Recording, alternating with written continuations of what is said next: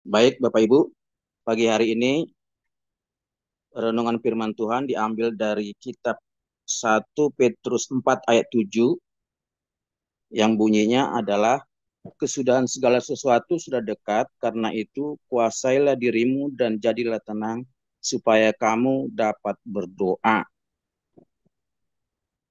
Saya bacakan ulang, kesudahan segala sesuatu sudah dekat, karena itu kuasailah dirimu dan jadilah tenang supaya kamu dapat berdoa.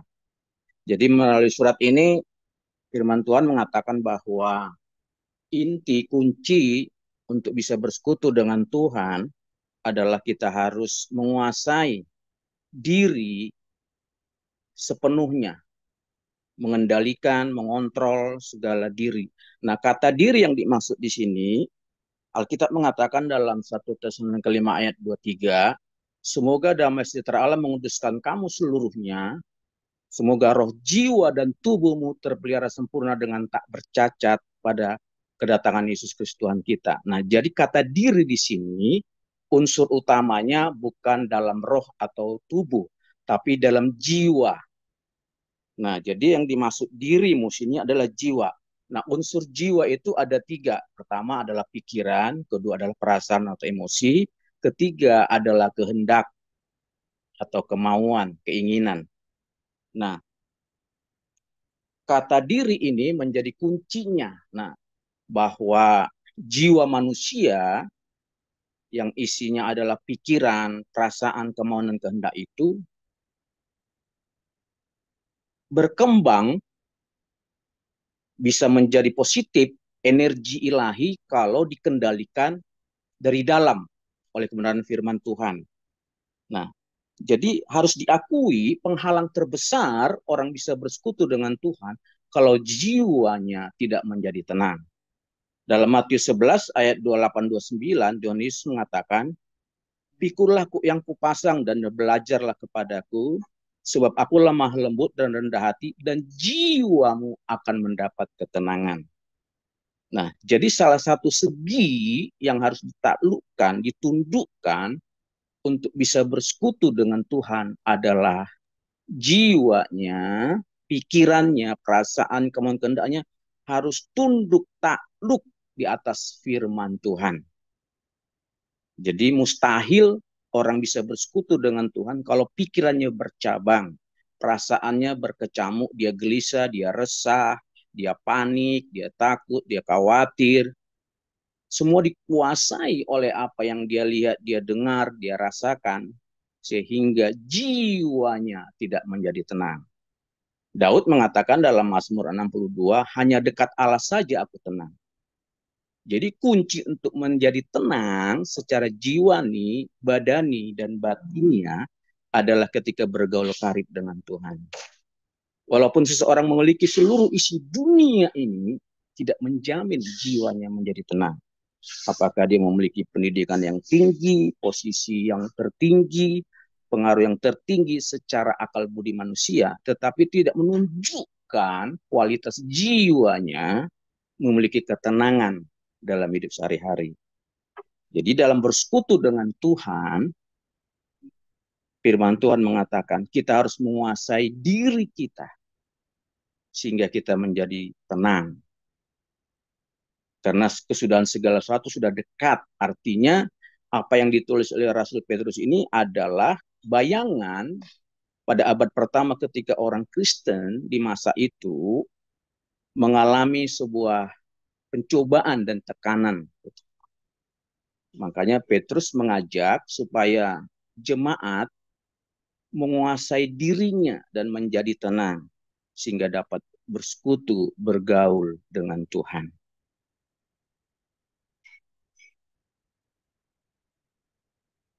Karena bagaimanapun ketika orang jauh dari Tuhan, katakanlah seperti ketika Tuhan menciptakan Adam dan Hawa 4.000 tahun yang lalu, mereka gagal, kuncinya karena jiwa mereka dikendalikan dari luar. Bukan Tuhan yang mengendalikan, sehingga mereka melanggar dan tidak mentaati firman Tuhan. semua apa yang terjadi di alam semesta bungkak bumi ini, baik itu secara komunitas, baik dalam keluarga, rumah tangga, pekerjaan, kota, dan bangsa, menjadi retak dan hancur karena jiwanya tidak mengalami ketenangan yang berasal dari ilham, dari kebenaran firman Tuhan.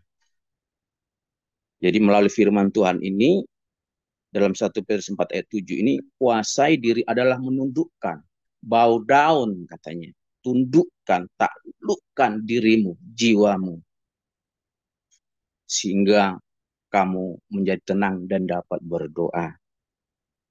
Nah, banyak orang bersekutu dengan Tuhan, tapi jiwanya gelisah, pikirannya bercabang, sehingga waktu yang diinvestasikan bersekutu dengan Tuhan menjadi hambar, kosong, sia-sia, nggak berguna. Memang menaklukkan jiwa tidak seperti membalik tangan.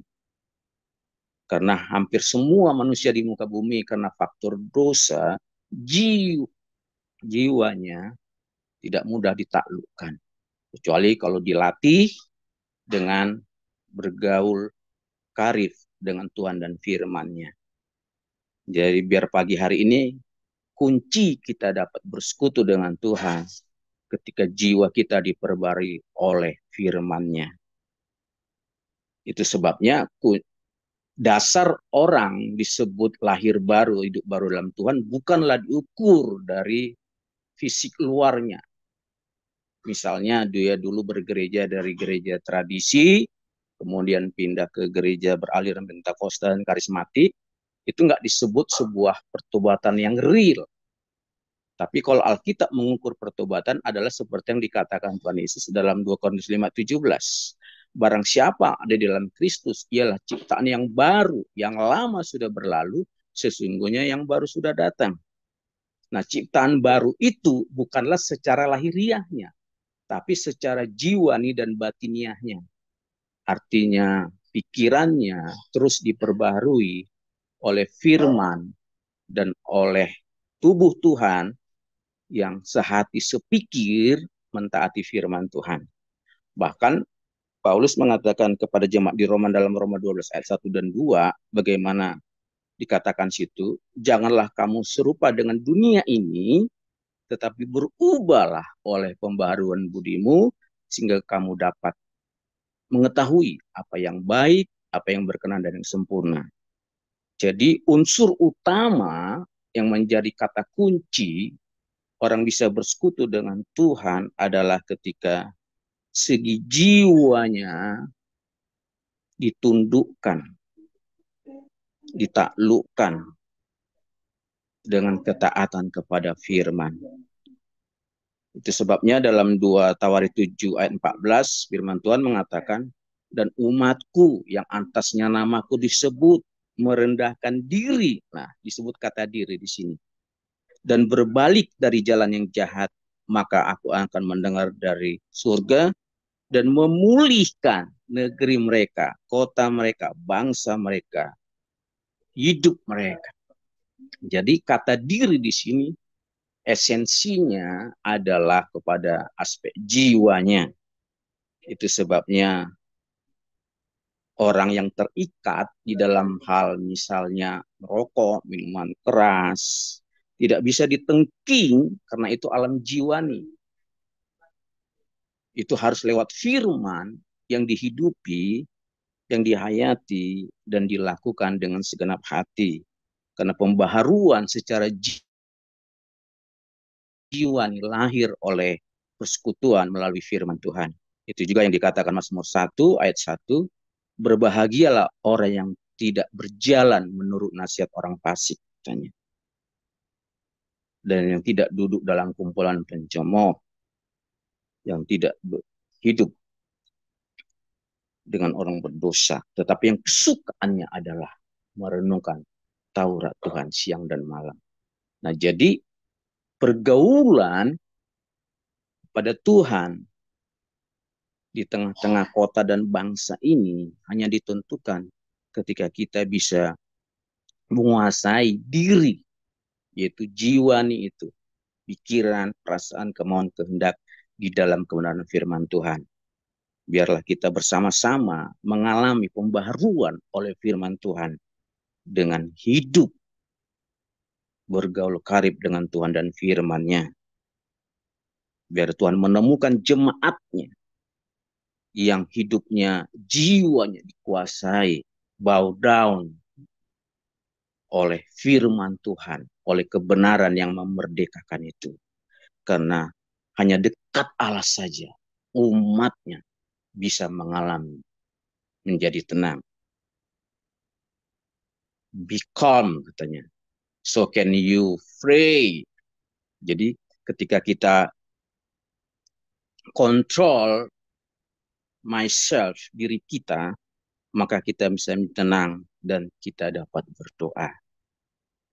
Biar pagi hari ini kita sama-sama semua bergumul, mengejar hati Tuhan, pikiran Tuhan, perasaan Tuhan, supaya kita belajar kepada Yesus, sehingga kita bisa menjadi tenang dan bisa menjadi serupa segambar dengan Dia dalam hidup kita sehari-hari.